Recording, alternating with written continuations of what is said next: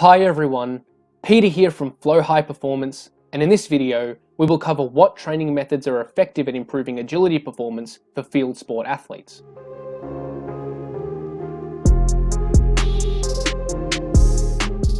First, we need to establish what exactly agility is. Agility is essentially the ability to rapidly change direction in response to a stimulus. There are two factors which contribute to agility performance: change of direction ability and cognitive processes. Change of direction ability is the pure physical component of agility. This refers to how quickly the athlete can decelerate and then re-accelerate in a different direction. This is independent from cognitive processes required for agility performance. So change of direction ability means that the athlete doesn't have to respond to a stimulus before initiating the movement. For example, if we set up a pre-planned agility drill with cones, this would be training change of direction ability since there is no stimulus for the athlete to react to. Cognitive processes are the mental side of the equation. So this refers to how fast the athlete initiates the movement in response to something that happens on the sports field. There are a few sub-qualities that determine when the athlete performs the change of direction, like experience in similar situations, anticipation, and reaction time. These factors are all specific to the sport the athlete plays.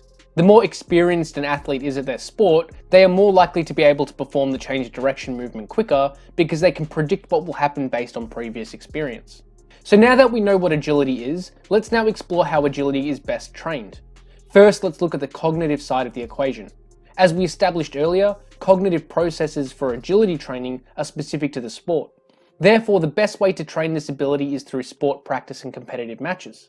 Performing agility training with a non-specific stimulus won't be beneficial for sport performance because the stimulus allows the athlete to react to something that will be seen on a competitive match. For example, an athlete may perform a change of direction movement in reaction to someone pointing a certain way, calling out a direction, or in response to a colored cone. Because the situation and stimulus is not something that would be seen in a competitive match, there won't be transferred to sport performance. So the bottom line is that cognitive processes will already be trained through sport practice and competitive matches alone, so we probably don't need to worry about training this quality separately in strength and conditioning sessions. The next training method that we can implement to enhance agility is change of direction training. This refers to performing the change of direction movements themselves, either in a response to a stimulus or using pre-planned drills.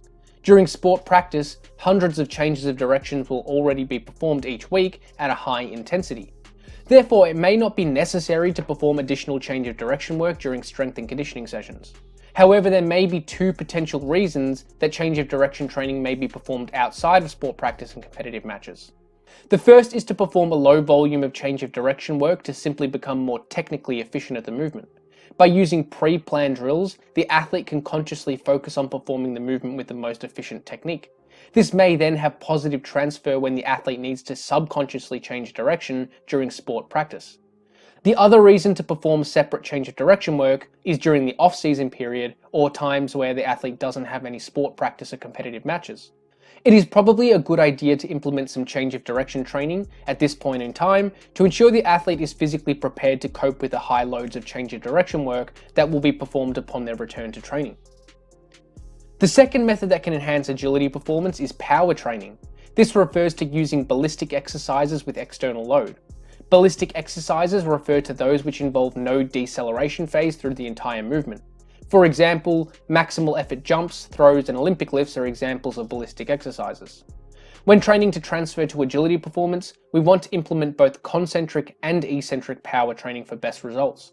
This is because every change of direction that an athlete performs requires a rapid deceleration to slow down before concentrically propelling themselves in a different direction. So we should probably implement exercises like loaded jumps, like squat jumps, weighted drop jumps, or weighted vertical jumps. These exercises involve high force eccentric demands from the legs with each jump that they land from.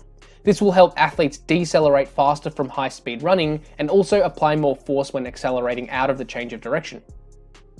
And the last training method that can enhance agility performance is general leg strength. This refers to traditional weight training for the calves, quads, hamstrings, and glutes. Exercises like squats, deadlifts, hip thrusts, and calf raise variations are all great exercises for general strength development. It should be understood that we are referring to general strength. The goal of this form of training is not to have direct transfer to agility performance, but rather it forms a foundation of muscle mass and increases force output. This can potentiate the more specific change of direction and power training methods. So it should be understood that more specific training needs to be performed simultaneously for general strength training to have a positive impact on agility performance. Thanks for watching, and hopefully you got something out of this video. Remember to subscribe if you haven't already.